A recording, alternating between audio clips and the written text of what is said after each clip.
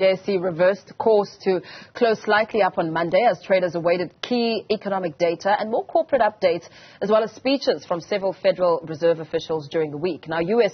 consumer price inflation data today should offer some clues as to whether price growth continues to slow and potentially shed light on the timing of any future rate cuts. Carmen Mpelwane, who's an independent analyst, joins us now to talk through those and other business stories making headlines. Carmen, a very good morning to you. Thank you for your time. Perhaps let's start off with an overview of how the local and Rand have been faring so far during the course of this week. Morning, thanks, Paul. So we did see JSE close up in the green yesterday.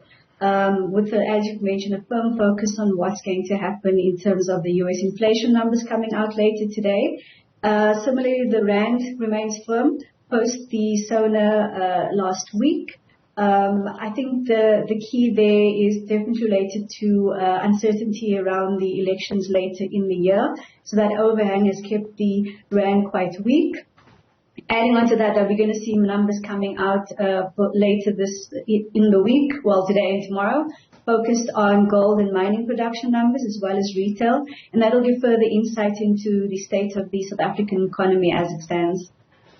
Okay, perhaps also an overview of what's happening with oil and gold this morning. What's that space looking like? So Brent crude you saw last week was up 6%. That was largely driven by the continued tensions in the Middle East.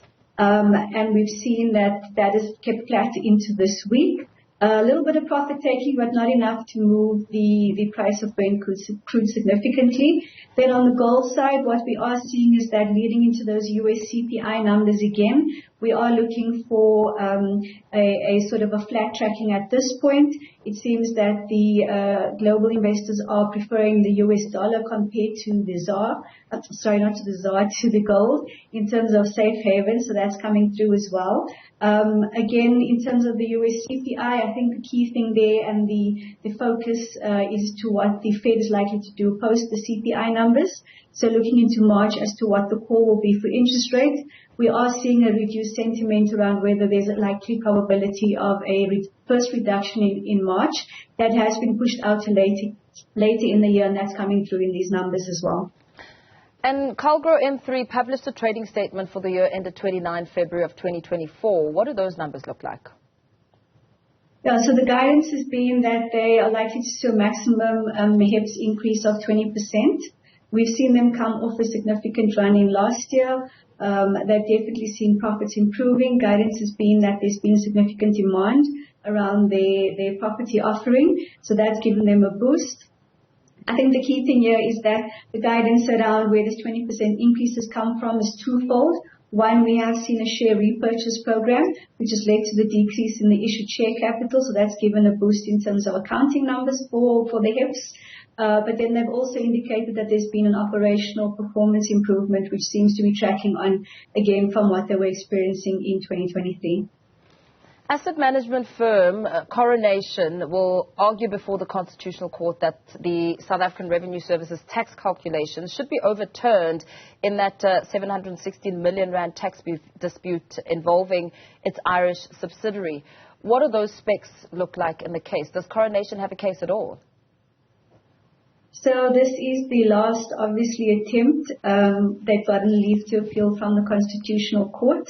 I think the key thing here, keeping in mind the Coronation has already recognized this tax expense previously, so it's impacted their numbers already as it stands.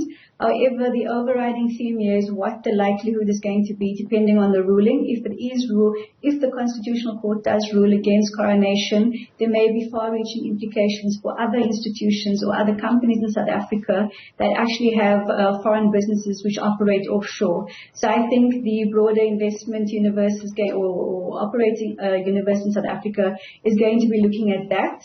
Because then there's a likelihood that SARS could come and approach how other entities look and calculate their tax for offshore operations.